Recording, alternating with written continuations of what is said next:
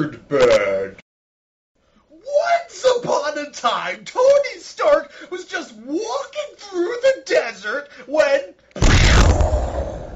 he was kidnapped by terrorists. You will make us weapons to fire at Americans with. So Tony said, fuck that! And he made Iron Man! And he became Iron Man! And he was like, poo, wow! And he shot the terrorists, and they shot him, but it didn't do anything. Because Iron Man is made of iron! And he's invincible! And he's like, man, look at me!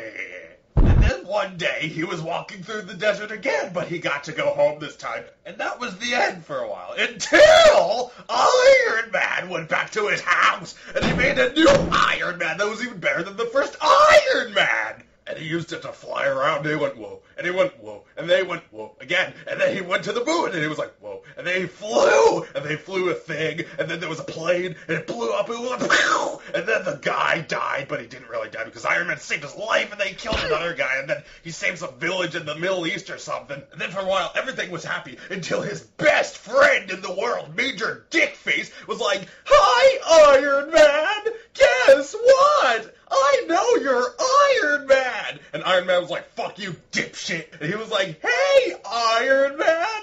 I have a better Iron Man than you! I call him Iron Man! And Iron Man was like, hey, Sergeant Douchebag, shut the hell up! Iron Man's my idea! So then they fought, and he was like, whoa, and then he got blown up, and went, and then died, but he didn't really die. But the other guy died, and then Pepper died, but we didn't even mention her. Then she didn't die either, and then he went to a thing, and there were a million people there, and he just was like,